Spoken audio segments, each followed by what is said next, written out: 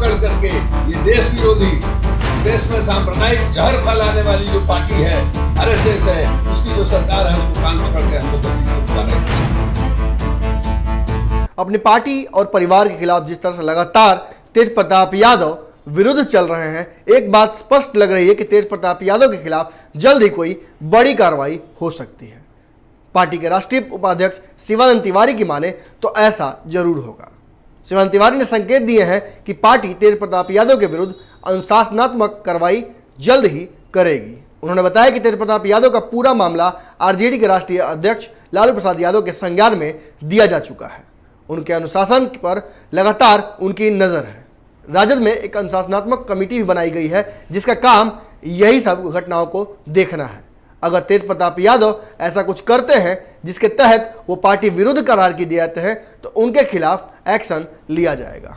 दरअसल बता चला आपको कि तेज प्रताप यादव पार्टी लाइन से अलग चल रहे हैं। अपने द्वारा घोषित लालू राबड़ी मोर्चे के तहत 2 उम्मीदवारों का प्रचार लगातार कर रहे हैं। पिछले दिनों उन्होंने जहानाबाद में अपने प्रत्याशी चंद्रप्रकाश के लिए प्रचार किया था। अब वो लगातार 2 दिनों से शिवहर में है। लालू राबड़ी मोर्चा के तहत प्रत्याशी अंगेश कुमार का प्रचार कर रहे हैं। शुक्रवार को शिवहर पहुंचे तेज प्रताप यादव ने आरजेडी उम्मीदवार सैयद फैसल अली पर जमकर निशाना साधा। उन्होंने उन्हें बीजेपी का एजेंट भी बताया और कहा कि मुख्तार अब्बास नकवी के साथ उनकी तस्वीरें लगातार वायरल हो रही हैं।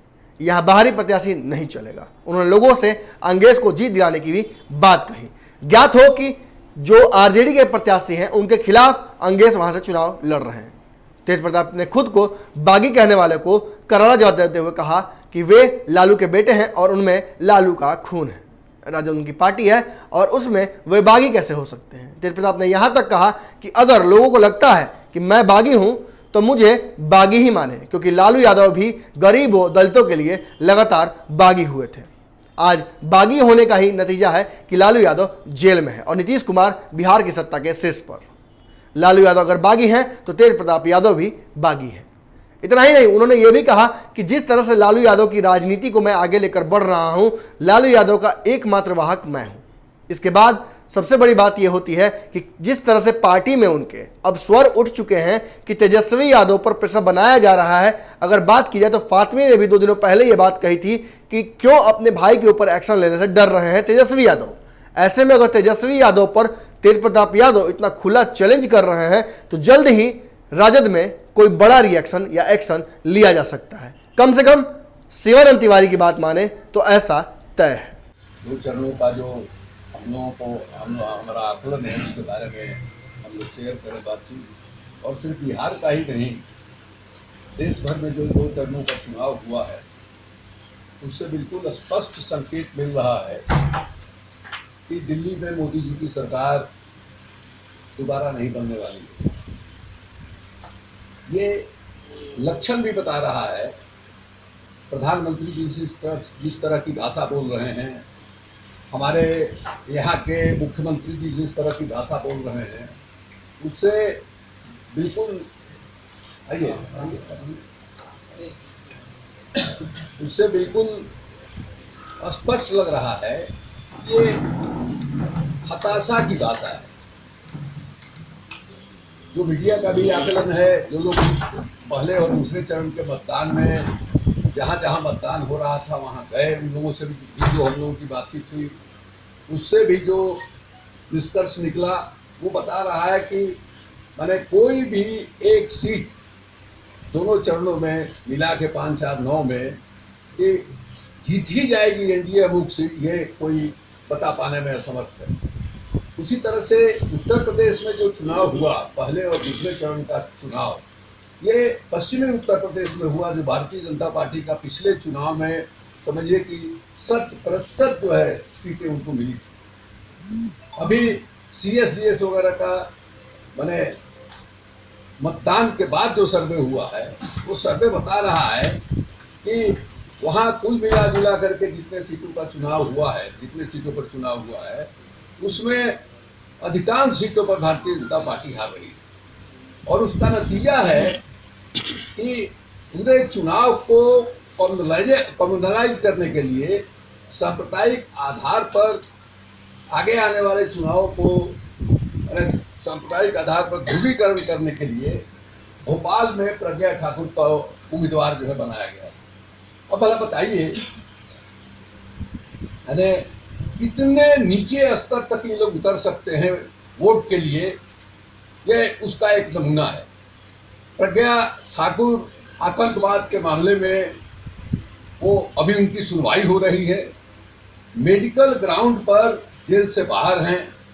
अदालत को बताया गया कि उनके छाती में कैंसर है और वो बगैर सहारे के चल भी नहीं सकती हैं, ऐसी बुरी हालत है उनकी। इस आधार पर उनको जमानत मिला है। ऐसे मामले में वो माने अभियुक्त हैं, जिसमें आजीवन कारावास की सजा हो सकती है, फांसी की भी सजा हो सकती है। और सबसे बड़ा सवाल है कि दुनिया के नज़रों में भारत की स्थिति क्या हो।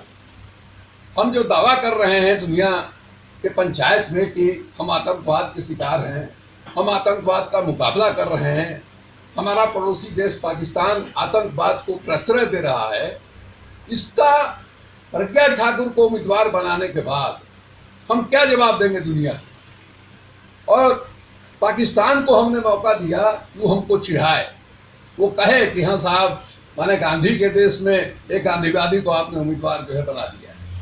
ये स्थिति है। और उस महिला की बात देखिए, लगता है ये लोग अंधकार युग के लोग हैं, इन्होंने इस जमाने की रोशनी नहीं देखी, अंधकार युग के लोग हैं। वो कह रही है कर के बारे में कि हमने श्राप दिया और सूतक लगा, ये पता नहीं क्या क्या भाषा का इस्तेमाल कर रही है। सूतक के चलते अरे गोली लग गई और सूतक मिट गया, पता नहीं, हम नहीं जानते हैं ये क्या होता है सूतक। और दूसरे रंजन यहाँ हमसे ज़्यादा जानते होंगे। ये हालत है। अब इसका मतलब है उनके श्राप की वजह से वो कसाब और उसके नेतृत्व में जो है आतंकवादियों ने बम्बई में हमला किया और उनके श्राप की वजह से जो है उसने हेमंत करकरे को गोली मारी। ये तो बिल्कुल अपमान है। हेमंत करकरे को मरणोपरांत अशोक चक्र मिला है, बहुत आदर के साथ उनका नाम जो है लिया जाता है।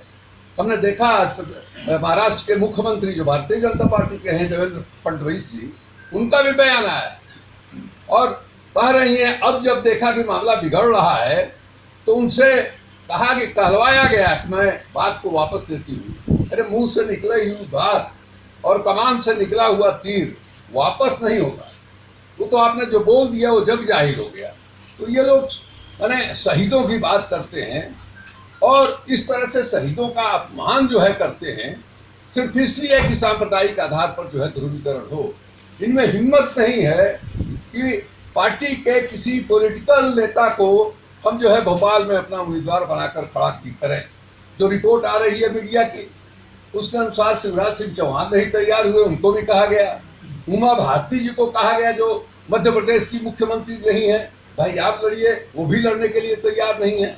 बड़े बड़े दिग्गज लोग, सुमित्रा महाजन लड़ने के लिए तैयार नहीं है और कोई लड़ने के लिए तैयार नहीं है। और इस बीच में जो खबर आ रही है दूसरे तीसरे पहले आके दावा कर रहे हैं कि हिंदुस्तान जो है न भूतो न भविष्यति, कभी इस तरह का बहादुरी हमारी सेना ने कभी इस तरह का शौर्य का पराक्रम का प्रदर्शन नहीं किया था।